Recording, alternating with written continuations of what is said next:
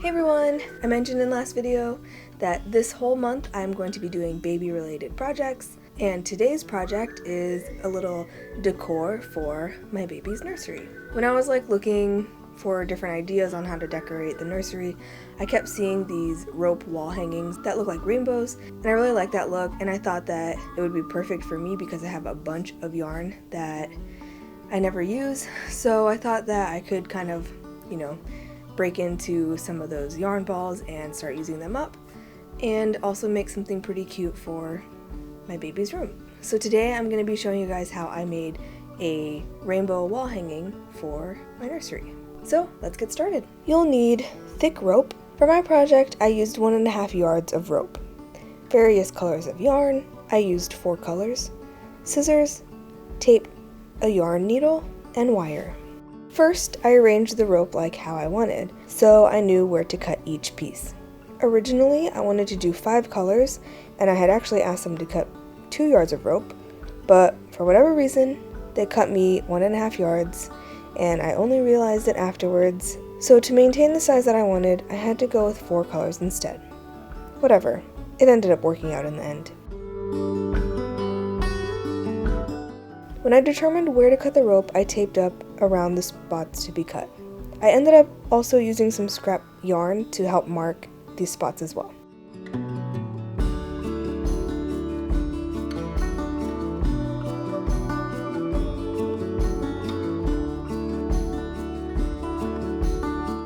Then I cut the rope.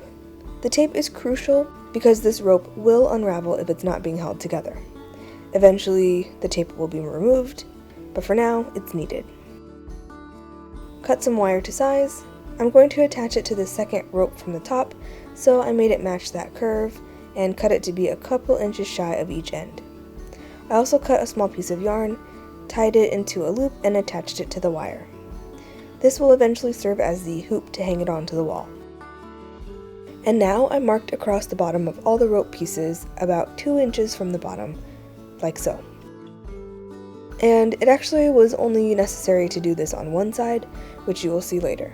I guess the act of wrapping the rope makes it stretch a bit, so after the first rope, the extra rope ends up being a bit long. You'll see what I mean in a sec. So I took my first color and tied it onto the rope at the mark. I laid the tail end of the yarn onto the rope so it would get wrapped under the rest of the yarn. And then I just wrapped it around, all the way until I got to the other mark.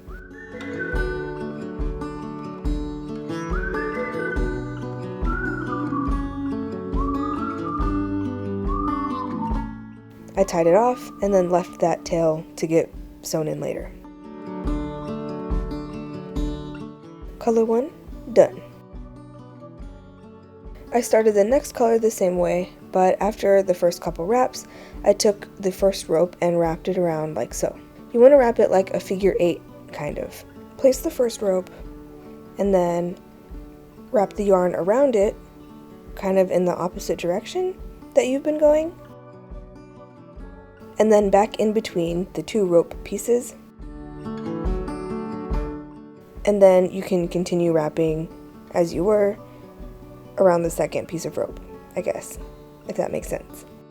Hopefully the visuals will help you guys out, because this is kind of hard to explain, I guess.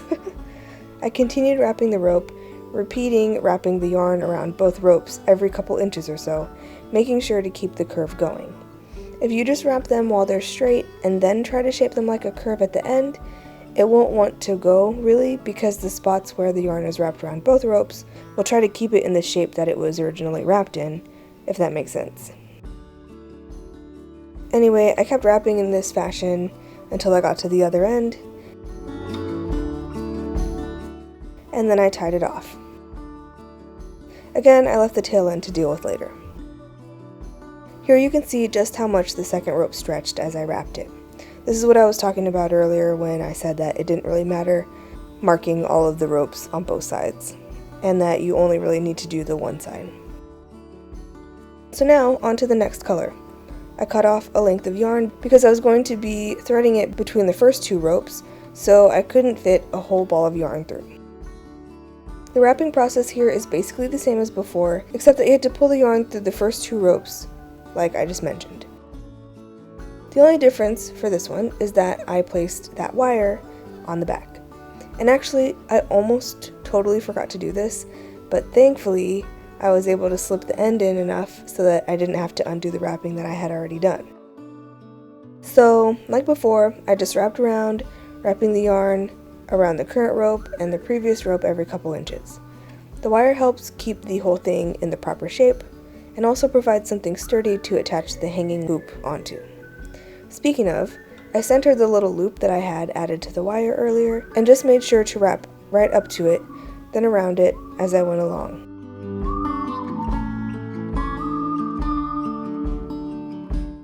I continued till the end, and then the third color was done. And now for the last color. Well, for me, the last color. You can repeat this as many times as you want, but I would recommend putting the structural wire onto the second to the top or the top rope. Just as before, I wrapped the yarn around, and every so often, I wrapped around and through the previous rope.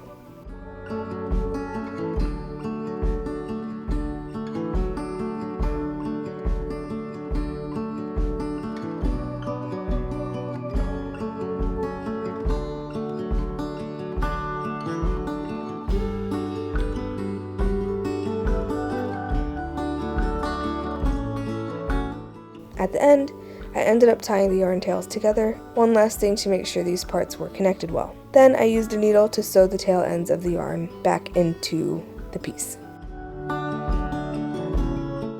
Now, I wanted each rope to be a solid color, so I went through and adjusted the wrapped yarn so that it would be covering the single loops that are holding the ropes together. You could totally plan out where each connecting loop wrap thing would be to make it more of a decorative pattern, but that's not what I was aiming to do for this one, so I just did them randomly and it didn't look so good with them exposed, so I for sure had to readjust the yarn to cover them. Once that was all sorted out, I trimmed the extra rope to make the ends roughly the same again. I removed the tape and unraveled the ends.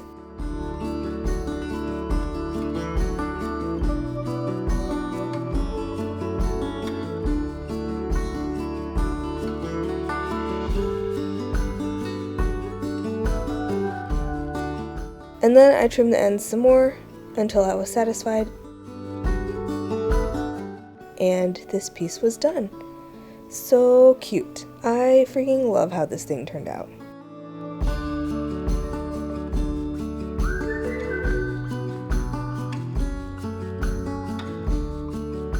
I hope you guys enjoyed today's video. If you did, please leave a like, subscribe, hit that notification bell, all of that good stuff. Here's today's featured project. If you want to be featured in a future video, then use the hashtag CheslinDIY on Instagram or Twitter so I can see what you make. If you want to follow me on any of my social media, the links to those will be down below. If you have any questions or suggestions for future videos, please leave a comment down below, and I'll see you next week. Thank you so much to my patrons for helping me produce this video. If you like my videos and have learned something from them, please consider supporting me on Patreon to help me continue to make them. It's totally optional. I'll still be making videos either way. It just helps me be able to put out better stuff. A link will be down below, or you can just click up here in the corner.